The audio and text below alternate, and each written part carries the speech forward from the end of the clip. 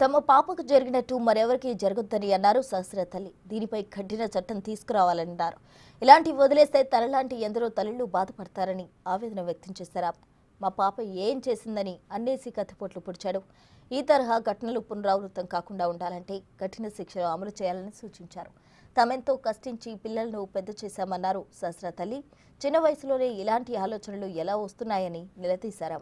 ఇందులో పిల్లాడితో పాటు తల్లిదండ్రుల తప్పు కూడా ఉందని, వారిని సైతం దండించాల్సిందే అని డిమాండ్ చేశారు శాస్త్ర మదర్. చూపండి, నా ముంగట చంపండి, మా ముందు చంపండి, టీవీలో అందరి ముందు చంపండి. అదే డిమాండ్ చేసేది. డిమాండ్ చేయడానికి ఏం లేదు ఇక్కడ. ఏముంటుంది చెప్పండి, ఒక తల్లి ఆవేదన ఏముంటుంది చెప్పండి. ఒక 1 hour లో ఒక మంచి పిల్ల మీరు చూసుంటారు. ఏం ప్రాబ్లం ఉంది నా పిల్లకి చెప్పండి. నేను ఎందుకు డిమాండ్ చేయకూడదు? ఏం ప్రాబ్లం ఉంది ఆ పిల్ల? నా పిల్లకి ఏమైనా తక్కువ చేశాను? చిన్నప్పటి నుంచి డబ్బులు పెట్టి పెట్టి పెట్టి అంత పెద్ద చేసుకొని ఎందుకు ఊరుకోవాలండి? ఆ అబ్బాయి అట్లా చేస్తుంటే అట్లీస్ట్ ఒక చిన్న బ్యాట్ కోసం చేస్తారా? రేపు చిన్న చాక్లెట్ కోసం కూడా చేస్తారని వదిలేస్తారా? తల్లిదండ్రులకు కూడా శిక్షించాలండి. ఎందుకంటే సార్ చెప్పారు కదా, సెల్ తెచ్చుకున్నాడు అప్పుడు అడిగారంట, అంటే అప్పుడే దండించుండి చాలా ఘోరంగా చేసుంటే గనక ఇప్పుడు ఇంత అయ్యేవాడు కాదేమో అని నేను అనుకుంటున్నానండి. ఖచ్చితంగా పేరెంట్స్ కూడా ఉంటది, పేరెంట్స్ కూడా శిక్షించాలి. అదే నేను కోరుకునేది, పేరెంట్స్ ని శిక్షించాలి. వాడిని మాత్రం చాలా దారుణం చేయాలి. అసలు నా పాప ఎంత దారుణం చేశారో మీకు అందరికీ తెలుసు. నేను చెప్పాల్సి స్కూల్ టీచర్స్ కూడా చెప్పాలి. స్కూల్ టీచర్స్ మా బాబు కూడా చదువుతున్నారు, మీరు వెళ్ళి ఇంటర్వ్యూ తీసుకోండి, ఎలా ఉంటాడు ఏంటి వాళ్ళు కూడా చూస్తుంటే పేరెంట్స్ చెప్పాలి కదా. ఇప్పుడు పేరెంట్స్ కాకపోతే టీచర్స్ కైనా తెలుస్తుంది మెంటాలిటీ ఏంటి అనేది. అబ్బాయి చదువుతున్నాడా వస్తున్నాడా లేదా అని తెలుస్తుంటది. సో పేరెంట్స్ అయినా ఇన్ఫార్మ్ చేయాలి కదా, చుట్టుపక్కల కావచ్చు. కానీ పేరెంట్స్ చెప్పుంటే వాళ్ళని దండించలేరా అని నేను క్వశ్చన్ చేస్తున్నానండి. ఒక యాజ్ ఏ పేరెంట్ గా నేను క్వశ్చన్ చేస్తున్నాను. తన పొరుగున ఉండే ఇంట్లోకి బ్యాట్ చోరీ కోసం కిల్లర్ వెళ్లారు. అతడు బ్యాట్ తీసుకుని బయటకు వస్తుండగా పాప అరవడంతోనే దుర్ఘటనకు పాల్పడినట్టు పోలీసులు చెప్తున్నారు.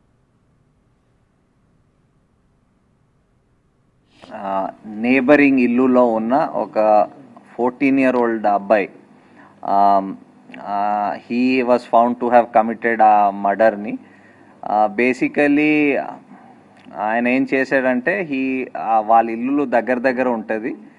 సో వీళ్ళ టెర్రస్ నుంచి వాళ్ళ టెర్రస్ వరకు విదౌట్ ఎనీ ప్రాబ్లం వెళ్ళిపోవచ్చు, దూకి వెళ్ళిపోవచ్చు.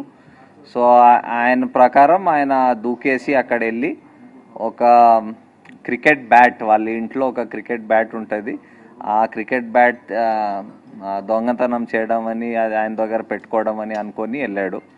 సో అది వెళ్తప్పుడు అక్కడ అది బ్యాట్ తీసుకొని బయటకు వస్తప్పుడు ఆ పాప హ్యాస్ సీన్ హిమ్. చూసినాక వెంటనే అరిచింది. అరుస్తే ఈయన భయపడి ఇమీడియట్లీ ఆమెకి అక్కడ ఆ ఇంట్లో బెడ్రూమ్లో తోసేసి అక్కడ ఆయన దగ్గర ఉన్న ఆయన ఒక నైఫ్ పట్టుకు వెళ్ళాడు. సో ఆ నైఫ్తో he stabbed her and then వచ్చేసాడు. అండ్ ఇన్ఫ్యాక్ట్ మనకి తర్వాత ఇన్వెస్టిగేషన్ డీటెయిల్లో చూసినప్పుడు మన ఐఓస్ రియలైజ్ దట్ ఇనీషియల్ స్టేజెస్లో కూడా ఎగ్జామిన్ ఆయనతో మాట్లాడేటప్పుడు he had actually misled the investigators by telling that నాకు వినిపించింది, పాప అరిచినట్టు వినిపించింది. అండ్ 10 o'clock అలా he try to tell some story around that. అయితే తన పాపను చంపిన అతడు మైనర్ కాదు, మేజర్ అన్నాడు శాస్త్ర తండ్రి. ఇలాంటి వారిని ఇదే రోజు ఎన్కౌంటర్ చేయాలని డిమాండ్ చేశారు ఆయన. అతడు బ్యాట్ కోసం రాలేదని, కత్తి కూడా వెంట తెచ్చాడని, కావాలని తప్పుదారి పట్టించడంతో భాగంగా ఇవన్నీ తెరపైకి తెస్తున్నట్టు ఆరోపించారు శాస్త్ర ఫాదర్. అన్యాయానికి నేను ఒకటే కోరుకుంటున్నాను, ప్రభుత్వానికి నాకు ఖచ్చితంగా న్యాయం జరగాలి. కొందరు విచారణలో తెలుస్తుంది నాకు బ్యాట్ కోసం వచ్చి వెళ్ళిపోయాడు అని చెప్తున్నాడు. బ్యాట్ కోసం వస్తే వాడు కత్తి ఎందుకు తెస్తాడు? ప్రీ ప్లాన్ గా వచ్చిండు, వాడు చాలా మేజర్ మైండ్ ఉంది.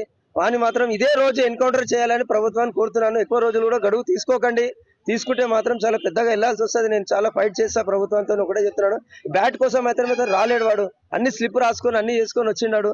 కత్తి తెచ్చుకోవడం ఏంది నాకు అర్థమవుతలేదు. దొంగతనానికి వచ్చి నా పాపను చంపిండు. నా పాపను చంపితే నా పాప తిరిగి రాదు. నా కడుపు మంట ఒకటే చెప్తున్నాను, వాడిని మాత్రం ఇదే రోజు ఎన్కౌంటర్ చేయాలని కోరుతున్నాను. కాల్ చేయండి వాని, నిలదీసి పెట్రోల్ వేసి కాల్ చేయండి సార్, ఒకటే చెప్తున్నాను ప్రభుత్వానికి చట్టానికి. అంటే మా బాబు ఆడుకునేటవాడు, మా పాపతో ఇప్పుడు మా పాప వెళ్ళది కిందనే ఆడుకుంటా, మా ఓనర్ వాళ్ళ పిల్లలతోనే ఆడుకుంటది మా పాప తప్ప వేరే వాళ్ళతో ఎక్కువ వెళ్ళది. మా ఇంటికి వచ్చేవాడంటే నేను లేనప్పుడు తెలియదు సార్, ఎందుకంటే నా బాబుతో క్రికెట్ గ్రౌండ్ గల్లీలోనే ఆడతాడు, ఒక్కోసారి గ్రౌండ్కి వెళ్తాడు.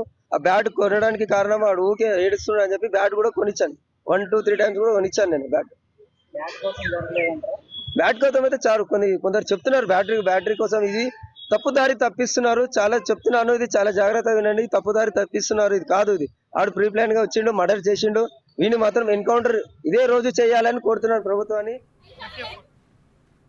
కూకట్పల్లి పిఎస్సి సహస్ర కుటుంబ సభ్యులు ఆందోళన నిర్వహించారు. తమకు న్యాయం చేయాలంటూ బాలిక తల్లిదండ్రులు డిమాండ్ చేశారు. నిందితుడిని తమ ముందుకు తీసుకురావాల్సిందే అని వారు కోరారు. సహస్ర వంటి ఘటనలు జరగకుండా ఉండాలంటే కొత్త చట్టం తేవాలన్నారు కేఏ పాల్. బెట్టింగ్ యాప్లు నిషేధిస్తూ ఎలాంటి చట్టం తెచ్చారో సహస్ర చట్టం కూడా అలాగే తీసుకురావాలి అన్నారు. సహస్ర లాంటి బిడ్డ మరొకరు చనిపోకూడదు. సహస్రను చంపిన బాలుడికి 14 ఏళ్లు అయినప్పటికీ స్పీడ్ కోర్టులో విచారణ జరపాలని సూచించారు కేఏ పాల్. ఈ బాలుడికి ఫోన్ ఎవరిచ్చారు, క్రైమ్ ఎపిసోడ్స్ ఎలా చూశాడని ప్రశ్నించారు పాల్. ఇందులో తల్లిదండ్రుల పాత్ర ఎంతవరకు ఉందో కూడా ఆలోచించాలన్నారు ఆయన. ఈ ఘటనపై ప్రత్యేక చట్టం తెచ్చే వరకు పోరాడతామని కేఏ పాల్ అన్నారు. సమాజంలో క్రైమ్ బేస్డ్ మూవీస్ ఎపిసోడ్లు ఎక్కువయ్యాయని, వీటిపై గట్టి నిఘా పెట్టాలని కామెంట్ చేశారు పాల్.